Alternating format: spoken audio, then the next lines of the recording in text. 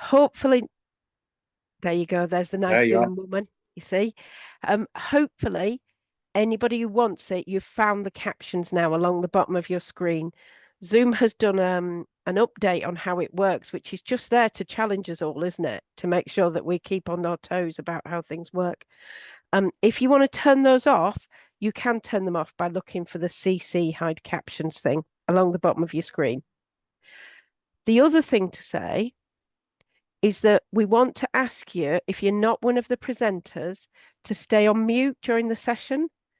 And forgive us if we mute you if there's any noise happening in your background, just because there are 100 and odd of us, and it'll be really hard to hear the speakers if we end up with your washing machine, your cats, your dogs, everybody else in your room, whatever else.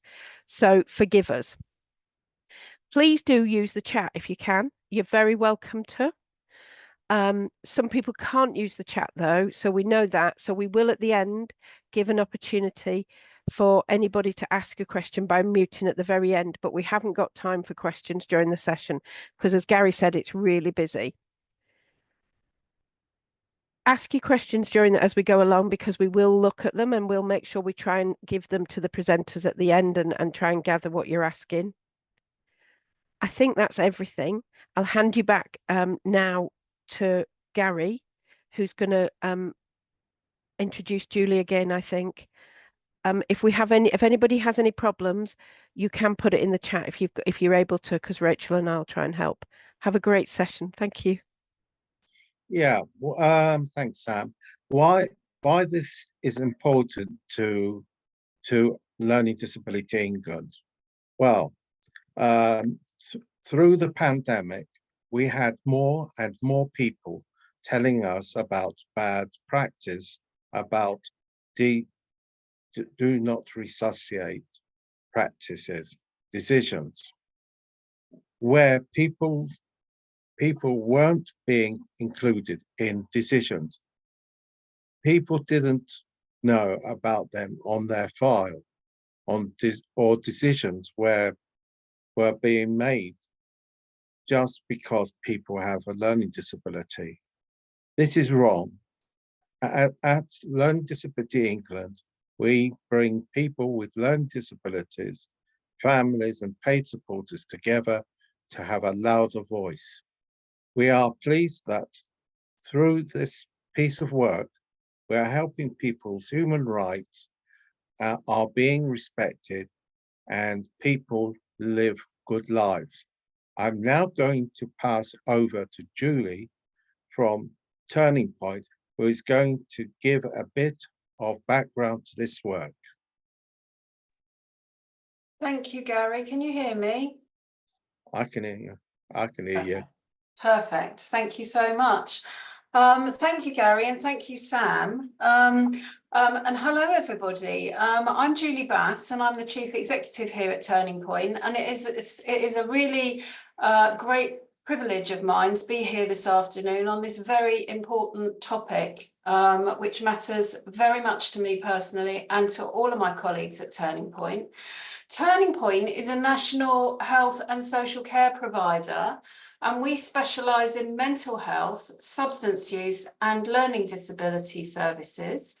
And our services include registered care homes and supported living for people with learning disability all over the country. Early on in the pandemic, we noticed a very worrying trend, an unprecedented increase in the number of people we support subject to DNACPR recommendations, which cited learning disability as the reason for the recommendation. One of our core aims is to reduce health inequalities. This includes unequal access to healthcare, which can come from stigma or prejudice or a lack of knowledge. While the decision not to attempt CPR when someone is at the end of their life might help ensure that someone has a dignified death, learning disabilities should never be a reason for a do not resuscitate recommendation. And National Medical Director, Professor Stephen Powers, has said the same thing. Learning disability should never be a reason for a recommendation not to attempt CPR. At the beginning of the pandemic, we were also seeing an increase in DNACPR recommendations where the person or those that know them best, their family or support workers, weren't involved in the decision. Our risk and assurance team worked hard to challenge these and have them overturned where the correct process wasn't followed. Sam, who you saw earlier, and I met with the Minister for Social Care at that time, Helen Whately, to raise our concerns, but we also wanted to make sure that as many people as possible, be that self-advocates, family members or support workers, felt confident to challenge an inappropriate DNACPR. So that's why at that time, Turning Point and Learning Disability England worked together to put together a guide on DNACPR, including a checklist and some template letters that people could use. We did it very quickly and we did it because it felt urgent, and the original checklist was published in 2020. Unfortunately, inappropriate DNACPR recommendations are still being made for people with a learning disability. CQC's review of DNACPRs during the pandemic found a lack of awareness and confidence among people, families, and care workers about what a DNACPR recommendation meant and how to challenge it. So this is why last year we decided to work with Learning Disability England to review and refresh the DNACPR pack. Inclusion and involvement are core to our values at Turning Point, as I know they are for many of us. And we wanted to take into account the feedback we'd received about the checklist and to involve self-advocates, family members, support workers and experts to make sure the guide was accurate, accessible and engaging. And this is what the work that we're sharing today. So very briefly, the new pack includes information about DNACPR recommendations, when it might be the right recommendation and what should happen when a recommendation is made. It includes information about DNACPR and the law, a checklist, when the doctor should tell you about a DNACPR recommendation, and what you should tell a doctor if you've been thinking about DNACPR. It also includes useful resources, some example forms and a letter template if a concern needs to be raised about a DNACPR recommendation. There's some information on where you can get help and find out more on other websites. There's also a poster with some top tips on DNACPR from people with lived experience that you can print out. And I would just like to thank every single person who has contributed to this very collaborative piece of work. We're very pleased with the outcome and hope that the resource can be shared right across all of your networks and contacts so that together we can make sure that discrimination and prejudice don't influence the healthcare received by people with a learning disability. That's it from me. So is it back to you, Gary or Sam? Thank you. Can I just say something quickly? I remember when we did this work that autistic people will have the same problem. Why are you not mentioning autistic people today? Can you hear me? We can, Tash, and I'll happily take that as one of the questions we come back to first off when we get to the questions at the end. So I've made a note of it and I'll ask the team who developed it about the inclusion of autistic people when we get to the end. Okay, because we're doing questions at the end. Put the DN Yeah, and it's a really important resource and it'll apply for loads of people. I think it will make sense for lots of people, but we will come back to it at the end when we do questions with pleasure. Absolutely, it's a really good and important question. Now then, I've lost Gary on my screen. Thank you, Tash. Can you hear me? Yeah. Good. Thanks. Thank you, Julia. We are now going to hear from Richard and Irene about what we know about DNACPR from the Learning Disabilities Mortalities Review. It's over to you now.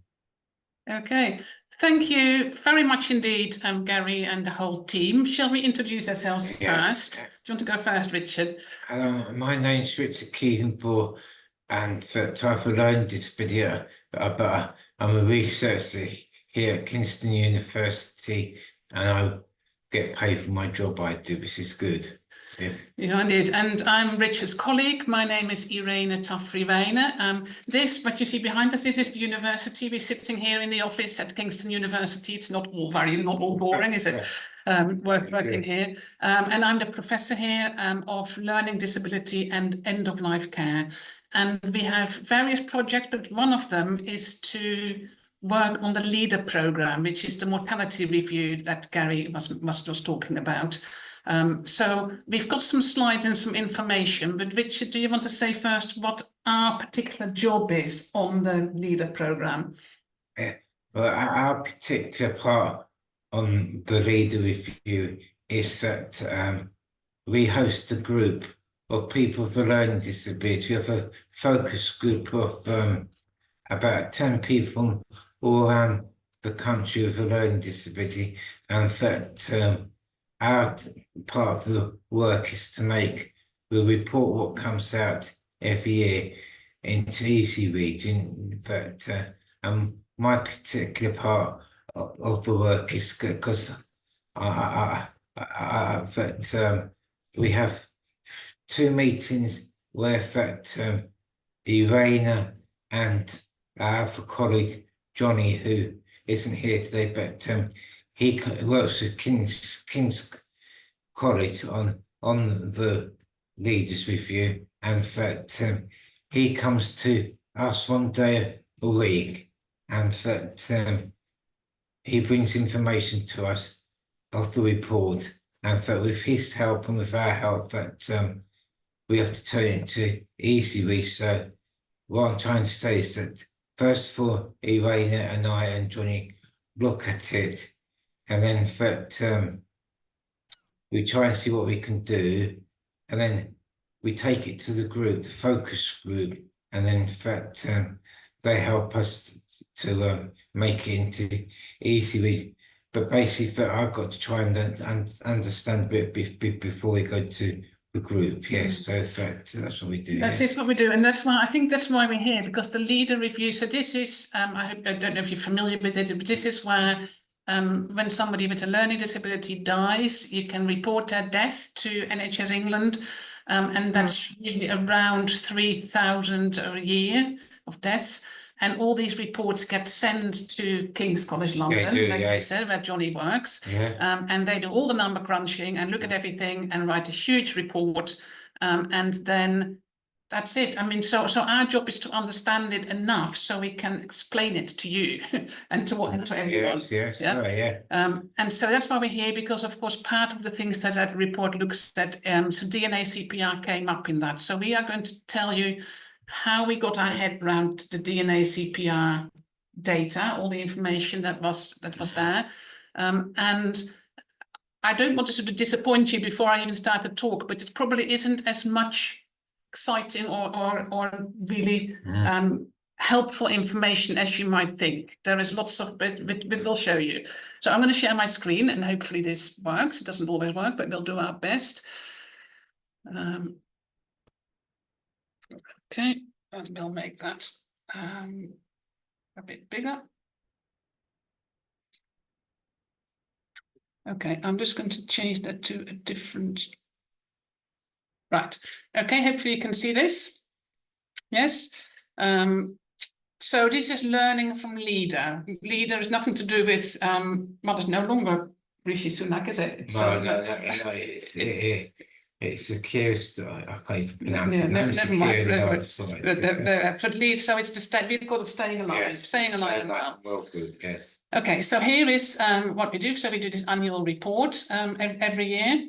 So it's learning from the lives and deaths of people with a learning disability and autistic people.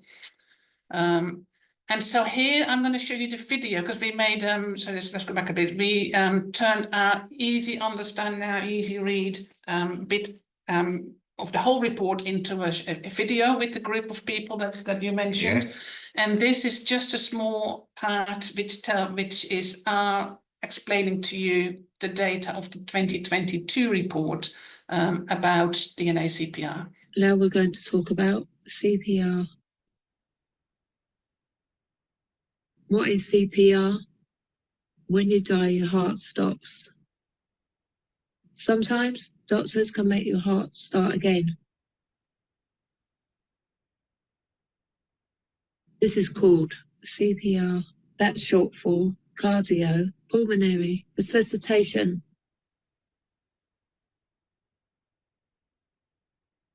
CPR doesn't always work. Then people die anyway. It could be an upsetting way to die. Should doctors try CPR if your heart stops? They should talk to you, your family and carers about this decision. It's CPR. It's not best for you. The doctor fills in a form. This is called a DNACPR form. It means do not pretend, do not try CPR. 2/3 of people with a learning disability who died had a DNACPR form.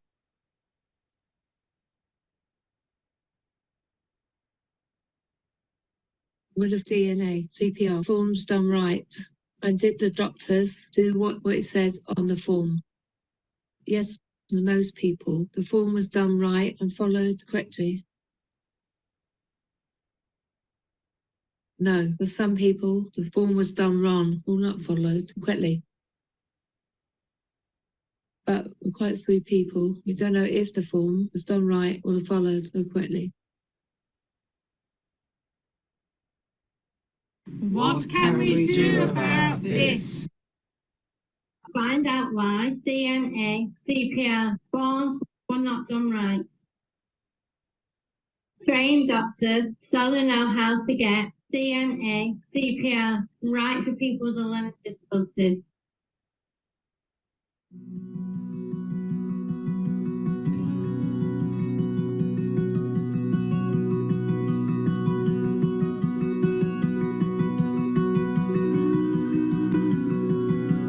That's some of the people in the group, Yeah, isn't it? yes, yeah.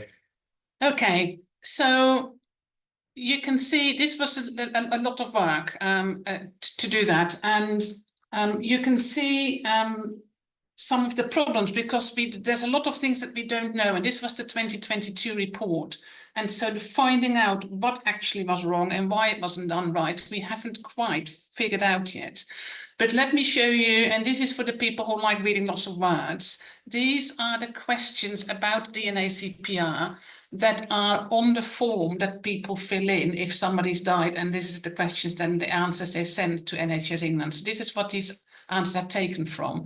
And the questions in blue are the only ones that are compulsory. So people have to answer this. And that is, did the person have a DNACPR recommendation in place at the time of death? So that was these 2/3 of people that you talked about in the video where they said yes. For 2/3 of people say yes, if that person had such a form. That means for 2/3 of people who died, there was a recommendation that when they died, doctors shouldn't try to resuscitate them. And then the other question that is compulsory is, was the document correctly completed and followed? And this was where you saw that for a small part, the answer was no, it wasn't done correctly, completed or followed. The difficulty is that you don't know whether it's you know, is it not completed correctly? Is it not followed? That wasn't completely clear from that question. And all the other questions are not compulsory. So lots of people didn't answer the rest of those. So these are just little, the exact numbers. And that was not just from last year, but from the last 5 years. So you can see that there are it's getting more. 3/4 of people had a DNACPR form in 2022 and the time when they died. And that is, so out of about 3,000 people, that's almost, this is also not changing very much, but you can see how, you know, it's, so the breakdown of whether it was correctly followed or incorrectly completed, that some of the times it says, well, all the procedures were done right, but it wasn't followed. So the doctors didn't do as it said on the form. That means the form says don't try resuscitation. That probably means that doctors then did try to resuscitate when the form had said that they shouldn't. Or it wasn't, you know, completed directly, but you can't really tell exactly what's going on. And there is now a deep dive, if you like, going on. That's the jargon that NHS England uses, I'm afraid. It is. You're shaking your head there, Richard. Yeah, well, I mean, for deep dive really means that you're talking about Tom Daley taking a dive in the Olympics. Yeah. You know, it's completely, yeah. But really, it's just talking about for their looking they're looking in depth into a project, a particular thing there. That's it. That's it. Because NHS England asked the team that does the reviews to put some extra effort into looking at the reason at the DNACPR form. So there is some work going on where they are now reading in really carefully all these reports where there is some information to understand it more. But in the meantime, I can only give you the possible reasons for an incorrect form, and that is, as we heard earlier, that the reasons is wrong. That actually the reason you give for the form should not be Down syndrome or learning disability or autistic. That is a wrong reason. So that's not right. You also heard earlier that in the video that the correct procedure is that the doctors talk to you and the family. You can't just go, you shouldn't just go in as a doctor and say, right, this person, without talking to people about it. Having said that, it is also important to know that as a patient, because you are a patient if you're in hospital, what you can't, you can refuse treatment, where you can say, I don't want you to do that. Right, that is legal. They have to follow that. What you can't do is demand treatment. So if the doctor doesn't want to resuscitate you, you cannot demand that they do it. But clearly the doctor should listen to you and to your views and understand, and they shouldn't do things and withhold treatment for the wrong reasons. So that's important. Also, there were a number of, we also had already picked it up that it was simply a case of the form was not signed, or it wasn't clear who'd written it, or was it, was it the doctor or the nurse? So that was another one.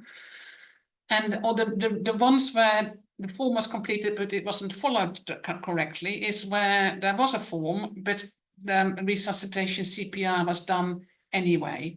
And that can also be quite distressing. That would be occasions where, for example, somebody is coming to the end of their life, they have a DNACPR form, but something happens at home, the ambulance is called, and then the ambulance starts to resuscitate and give resuscitation, which can be quite distressing. It's not a nice way to die. Or because it wasn't communicated or something like this. So I think I can only come back to, we really need to find out and understand more what it is about these forms that is not done right. Clearly, we also want to know whether these 2/3 of people, or 3/4 now, have a form when they die, who have a DNACPR form in place, whether that is the right decision, that should be there. But in the meantime, I'm leaving you with some detail of where you can find this information.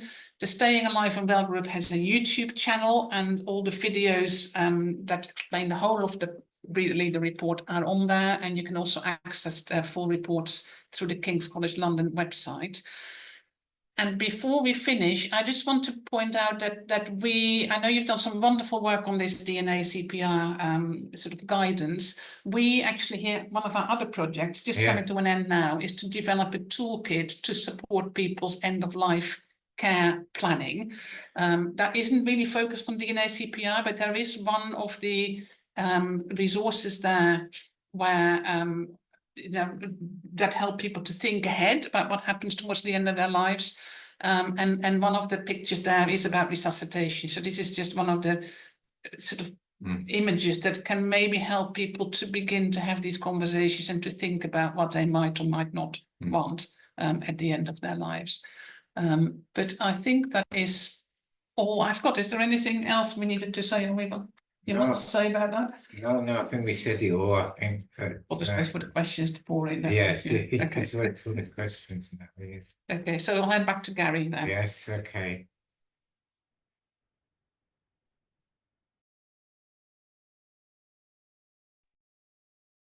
You're on mute, Gary.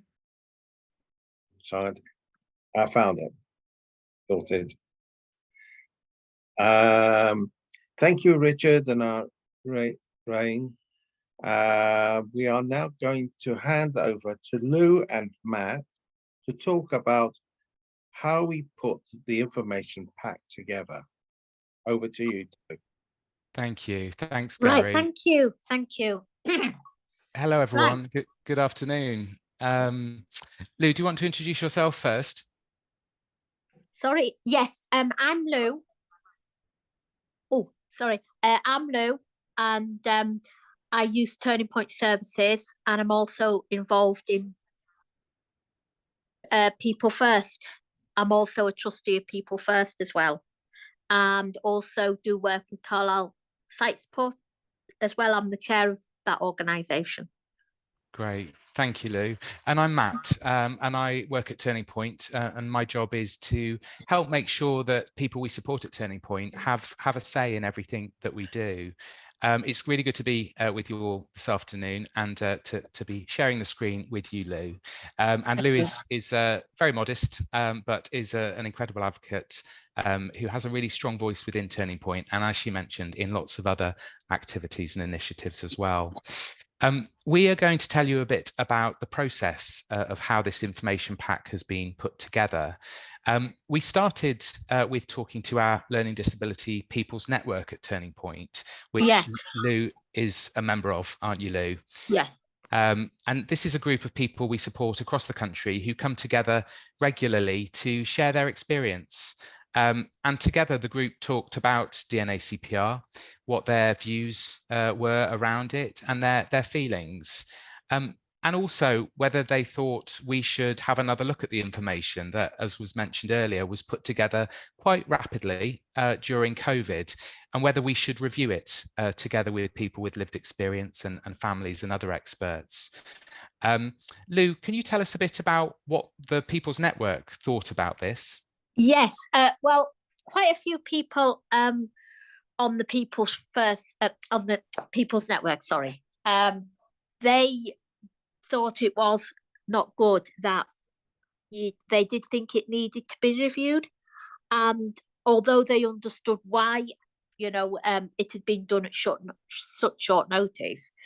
But one of my personal things about wanting to be involved in this work is because I am sick of hearing, because I'm involved in Leader as well, and I have done a review once with people from People First, because it was asked by the coroner, and it wasn't actually a Leader review as such, but it was called a SILP, and it was to look at why somebody had died of a treatable illness. And we got together with a lot of doctors and people in that person's lives, and it wasn't to apportion blame or anything, it was just to lessons could be learned. But I'm sick of hearing people saying that they put on the death certificate that people die from a learning disability, and that is not a cause of death, it's not a good thing to say people can't be resuscitated because of their learning difficulty. Absolutely. That is just not an excuse whatsoever. Thank you, Lou. And I think that gave us a really clear steer from our People's Network that this is something that remains really important to them. And it was definitely something we should do, to look again at this information and make it as useful as it can possibly be for people who might need it. So together with LDE, who thankfully feel exactly the same about this, and colleagues at Paradigm as well, and I think Sally and or Joe are on the call today, we were able to bring together lots of people for 2 workshops to look at this together. Yes, we did. And this group included self-advocates, family carers, advocacy groups, and people who work directly to support people with learning disabilities, who all joined together for this process. And we were also really fortunate to have the Care Quality Commission, NHS England, and some people with legal expertise as well to join. What we really wanted to achieve was for these workshops to really make sure that everybody could bring their views and their expertise, with all ideas heard and valued equally, to have a say on what this new look pack would be like. So during the first workshop, we looked at what people would want to know if faced with a DNACPR, what information people felt they would need to help to understand it and question and challenge it if they needed as well.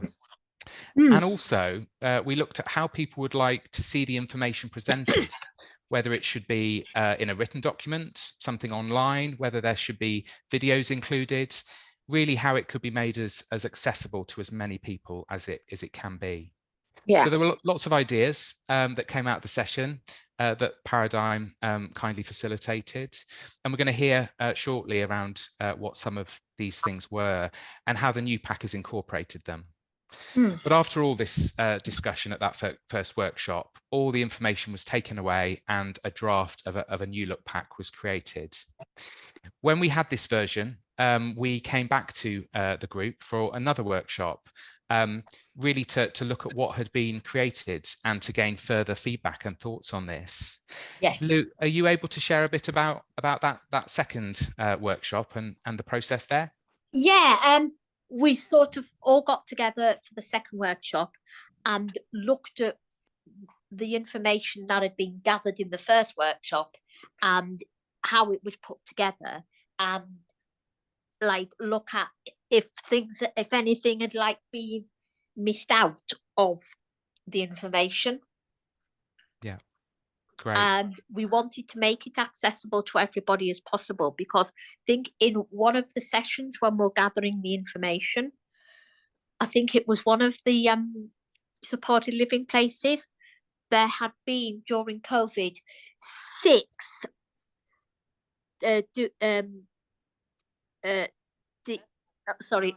DNACPRs put on people, 6 in one house, but I think they've managed to get that overturned. But yeah. So there was a lot of horror stories really, but not that we wanted to do that, but we wanted to get the point across to people really of how important it was. Absolutely. Thanks, Lou. And an incredible amount of passion for getting this right so that it can have a really big impact, wasn't there, within those workshops? Definitely there was, yes. So by this point, we were almost there, bringing together the information, the videos that were created as a direct result of people saying that they wanted some video content.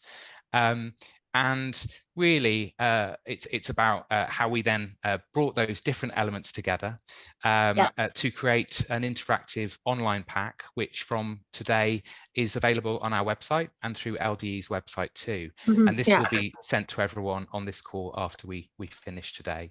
Yes. One of the important things we heard, though, was to also have a version of the pack that can be printed off, so people aren't just reliant on the online version. So that is also available to download and use.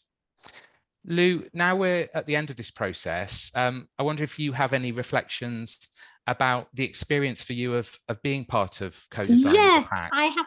I think it's a very, very important piece of work to be involved with, because with one of my other hats on with People First, I'm also involved in the Confirm and Challenge group, and that is a group that is a step down from the leader program, and then anything that we have to say goes to the leader program. Our thoughts and feelings. So I felt it was a very important piece of work to actually be involved in, because we do talk about getting these things up and running and done, but sometimes people were inclined to talk the talk and not walk the walk. And I'm thinking that, great, we've actually gone and got it done, and as long as this pack can help other people and to stop this from happening to people, then I think it's going to have been well worth it. Great. Thank you, Lou. I know from Turning Point and LD's perspective, it's been such a pleasure to collaborate with so many people and organisations on it. And I think it's definitely a better information pack as a result of what everyone has brought to it. So thank you, Lou, for being part of this process and speaking today. And all the other self advocates and family members and advocacy groups, support workers, NHS England, the Care Quality Commission, many of whom I know are on the call today. And also particular thanks to Alex Rutkeen and Margaret Flynn for their support. And we really hope that everyone involved can feel proud of what we've co-created. Yeah, I hope so. So we're shortly going to hear from Ivan, who will take us very quickly through the different parts of the pack. But just before we do, we're going to see a video of Marianne and Alistair. Yes. Alistair is someone we support at Turning Point in Bradford, who has experience of a DNACPR during COVID. Marianne, his sister, along with people who support him where he lives, raised their voices to really question and challenge this at the time. So thanks to Alistair and Marianne for being part of the videos that are now available within the pack, and Darren and Paula too, who support Alistair and who also appear in some of the videos. So I think we're going to play in the video now, aren't we, Rachel? Thank you. Alistair is a big part of our life, not just for me and my dad and my sister, for the extended family, my children, my sister's children, friends, so Alistair plays a big part in our life. Turning Point have looked after, supported Alistair and everybody here for, I think it's 11, 12 years, and it's great because they've got a great quality of life. They go out to the theatre, they go to the circus, they go out on day trips, they go out for the tea, they go to the pub. Anything that me and you would do, really.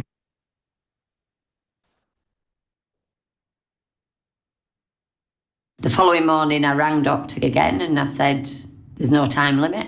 And he said, oh no, there isn't. I said, well, you better put a time limit on it.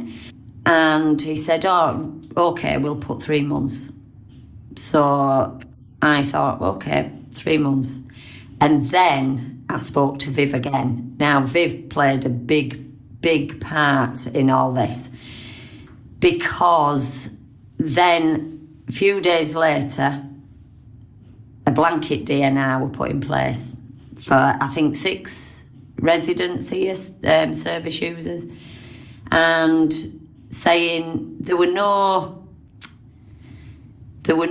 individuality of it. It was just this blanket DNR that's for this person and that person, and that's it. To me, such as Alistair and people with learning disabilities, whatever the disability is, they have something to bring to the party. Whether it's learning people to be kind and have empathy, I think they have a great deal to bring, and nobody should have the right to give them a right to life or death.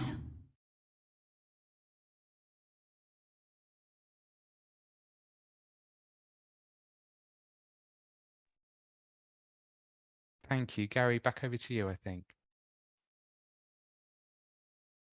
Yeah, thank you very much, Lou and Matt. And next up is Ivan, who is going to show us the information pack. Over to you, Ivan. No, I think we're going to get a film of Ivan showing us the information pack. Ah, There we go. Brilliant.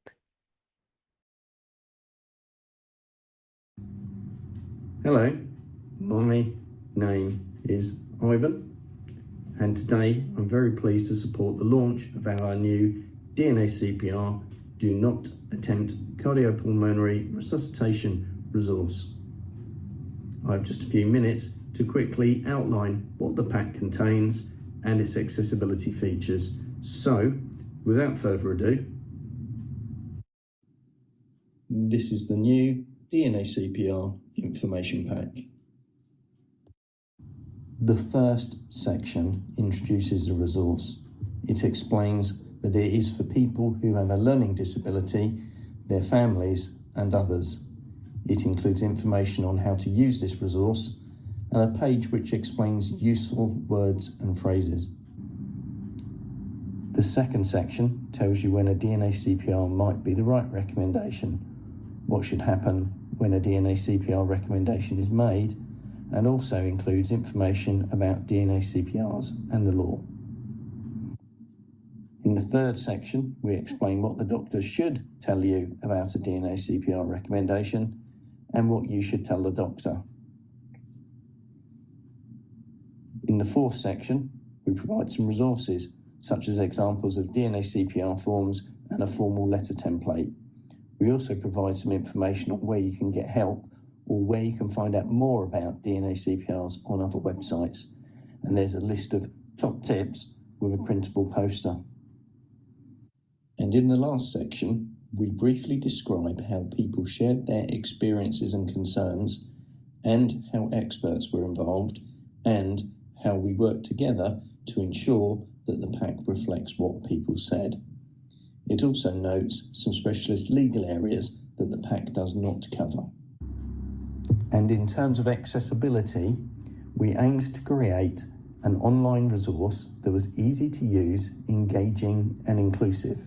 This means you can view the resource on any internet-capable device of your choice, and this also means that the DNACPR resource supports screen readers, keyboard navigation, responsive design features, and videos have closed captions.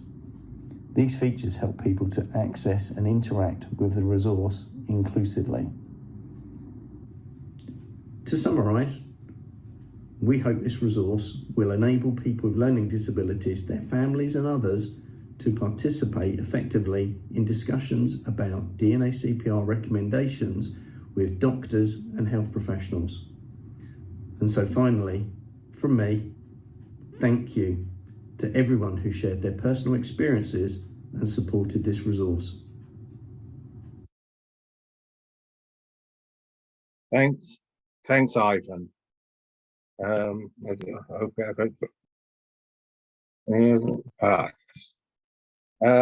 yeah, thanks, Ivan.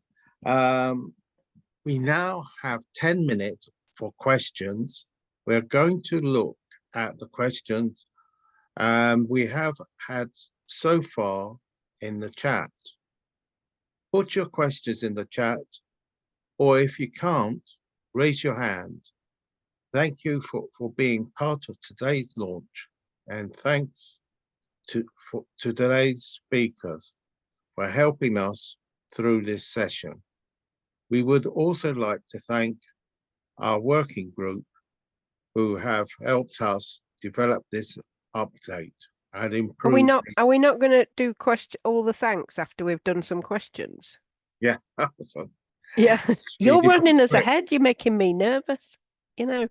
So my job was to look out for questions, but I think Tash gave us one right at the beginning when and I'm kind of giving this to all of you who were involved in the pack in making it, is Tash said, do not resuscitate notices can be used incorrectly, not right, for autistic people as well. And we heard about that during the pandemic. Are we only talking about people with learning disabilities, or who is this about? So who can answer that from the team who developed the pack? I'm looking at Matt and Lou and Ivan. You were all involved, weren't sure. you? Ivan, yeah, I Yeah, think Ivan's Ivan, probably go the best on. place. I was trying to figure out where the raise hand thing was. So, okay. So Tash raised, he was part of the group. You'll remember Tash, and I think you might remember that you asked this before. It's a good question. So hopefully we've explained today why we created the first pack and this updated resource for people with learning disabilities. But whilst we have written this pack for people with learning disabilities, their families and carers, it isn't actually exclusive, so anyone can use it. But our aim was to help people with learning disabilities have a say in any recommendation made about withholding CPR. But it's not exclusive. Anyone can use it. It's just they're the groups we work with. So I hope that goes some way to explaining it a little bit. Okay, thank you. Thank you, Ivan. So Kay, I think you were next. Is that right? Kay, you're on mute. I'm so sorry.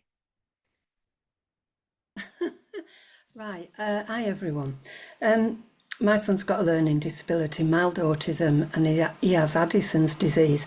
I do a lot of voluntary work with the local authority. I have an older position on my Learning Disability Partnership Board, and I'd really like the video sent so I can put it on as an agenda for that board, for them to see it and to listen to everything that's been said, because we do have the NHS representatives there, and I think it's really valuable. It's a great piece of work, and thank you.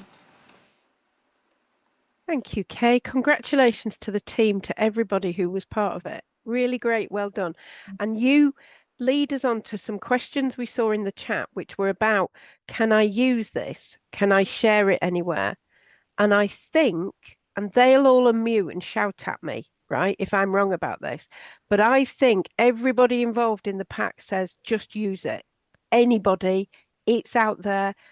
More than anything, the team, everybody wants to just make a difference and get people information and training and knowledge that will help them make changes in their life or their families. Is that right, Lou? Have I got that right? Well, I would like to say yes. I do think that whoever people are, whether because often learning disabilities people just think, oh, learning disabilities, but people may have other things, like, for example, have autism as well as having a learning disability as well. They could have both. So I do think it should be used to whoever and whatever people need. It's not, well, in my mind, it's not just exclusive to learning disabilities. I don't think it should be used by anybody. Okay, great. Thank you. Thank you, Lou.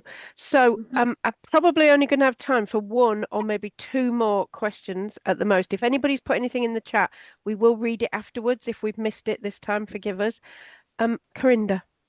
Yeah, so I was to say it was a great presentation. I enjoyed it. I usually was going to, but not anymore. And like I told you, I was brilliant.